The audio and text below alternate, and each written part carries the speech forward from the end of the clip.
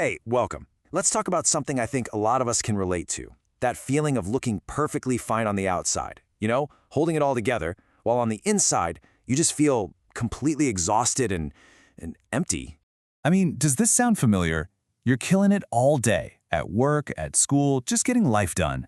But the second you walk through your front door, that mask just drops, and this wave of exhaustion just washes over you.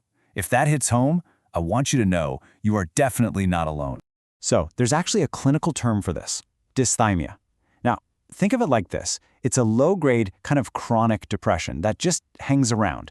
It's not always that can't-get-out-of-bed kind of depression we see in movies, which is exactly why it's so often missed. People with dysthymia can still function, they can still get things done, but inside, they're just feeling totally drained and incredibly frustrated. Okay, so let's pull back the curtain for a minute. What does this actually feel like on the inside? Let's get into the internal struggle that pretty much no one else sees. Well, on the inside, it can feel like your own mind is working against you.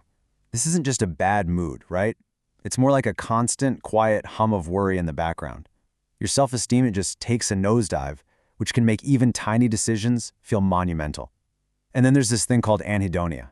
It's a clinical term, but what it really means is that stuff you used to love, things that brought you real joy, now just feel like another chore. It just adds to that feeling of being empty. And this right here, this really speaks to that idea of rumination. It's like your brain is stuck on a hamster wheel, replaying some dumb thing you said 5 years ago over and over and over. It's absolutely exhausting, and it just keeps you stuck in place. Of course, all those internal feelings, they have to go somewhere. Eventually, they start to show up on the outside. So let's look at the external behaviors, the little signs that your friends or your family might notice, even if they can't quite put their finger on what's wrong. Think about it. When you're using every single ounce of energy just to seem normal, you have absolutely nothing left for socializing, so you start canceling plans. That inner frustration, it can bubble up as irritability. Maybe you find yourself zoning out during conversations or turning to things like an extra drink at night or just scrolling for hours, not for fun, but just to numb out. This is such a perfect example of that struggle to concentrate. It's not just being a little distracted. It's this deep mental fog where a simple task like just reading an email feels impossible. The words are there, but they just don't connect. And this is so important to understand. This is not just a mental battle. Dysthymia takes a very real physical toll on your body. They say the body keeps the score, and it's absolutely true.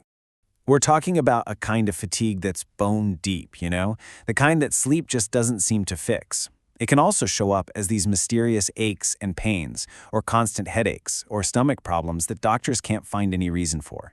It's a huge sign that your mental and physical health are completely intertwined. And here is the great paradox of high-functioning depression. You might be the most productive person in the office, checking off every single thing on your to-do list. But inside, you feel like you are running on fumes, just barely dragging yourself across the finish line every single day. So, you might be wondering, if these signs are so clear, why does this condition just fly under the radar so often? Well, the answer really lies in its slow, sneaky, persistent nature. 2 years. Get this, that is a key part of the diagnostic criteria. To get a diagnosis of dysthymia, these low-grade symptoms have to have been hanging around for at least 2 years. And because it's not some sudden crisis, it's so easy to just start telling yourself, well, I guess this is just my personality now. This slide really gets to the very heart of it. It's this massive split between your public self and your private reality. People see you getting stuff done. You feel like you're barely holding on. They see you at a party, making small talk. You feel this deep, overwhelming dread. This right here, this is the mask of high-functioning depression. But listen, here is the most important message in this whole explainer. If any of this feels like your reality, please know that you do not have to live this way. There is a path forward, there is hope. Let that one sink in for a minute. Just because you can get through the day, just because you can hold down a job, does not mean you're okay. Functioning is not the same thing as thriving, and surviving, it's just not enough. You really, truly deserve to feel better. So, what can you do? What are the next steps? Honestly, the first and most powerful step is just speaking up. Reaching out to a mental health professional. Talk therapy can be this incredible, safe space to just unpack everything. And for some people, medication can be a really effective tool to help get things back in balance. So we'll leave you with this question. If just surviving really isn't enough for you, what is one small step you can take today? It doesn't have to be some giant leap. Maybe it's just looking up a therapist's phone number. Or maybe it's just telling one trusted friend how you're really feeling. What's one small, manageable thing you can do for yourself starting right now?